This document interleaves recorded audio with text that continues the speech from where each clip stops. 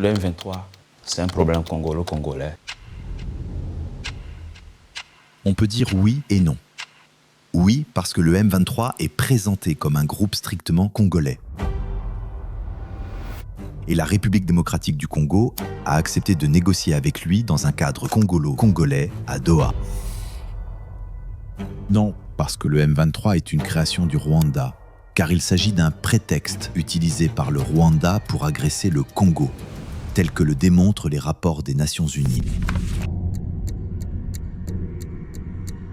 On ne peut nier qu'il y a des Congolais au sein du M23.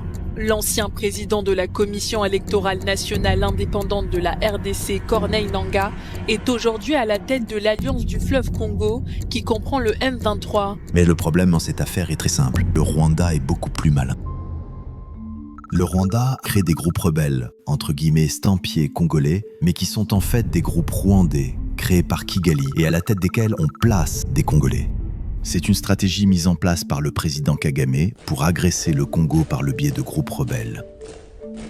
La politique de Paul Kagame, c'est une politique qui a utilisé des outils militaro-politiques, à savoir des mouvements rebelles. C'est une stratégie qui ne date pas d'aujourd'hui. Il remonte à 96 avec l'AFDL, en 98 avec le RCD Goma, en 2008 avec le CNDP, en 2012 avec le M23 première version, et puis en 2022 avec le M23 deuxième version. Et donc voilà un quart de siècle que M. Kagame bafoue les droits du fondement même de la souveraineté de nos États.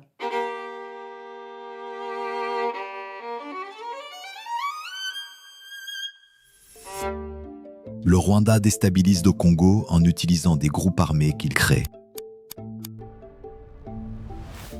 L'AFDL 1996-97, qui était dirigé par Laurent Désiré Kabila, était en réalité piloté par le Rwanda, puisque à la tête de l'AFDL se trouvait James Kabarebe, chef d'état-major de l'armée congolaise, qui était présenté comme un Congolais, alors qu'il était rwandais et allait devenir le chef d'état-major de l'armée rwandaise.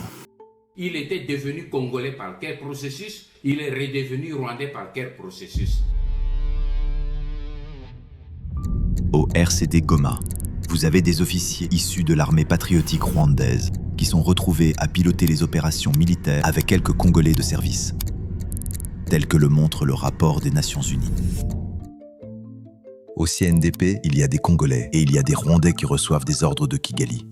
Parmi les officiers rwandophones qui se retrouvent dedans, Laurent Kunda Batware est un ancien officier de l'armée patriotique rwandaise. Le général Kunda Batware se trouve où? Au Rwanda. Est-il là-bas au Rwanda comme Rwandais ou comme Congolais? S'il est là-bas comme Congolais, renvoyez-le nous. Mais s'il est là comme Rwandais, par quel droit il était devenu Congolais pour mener une soi-disant rébellion?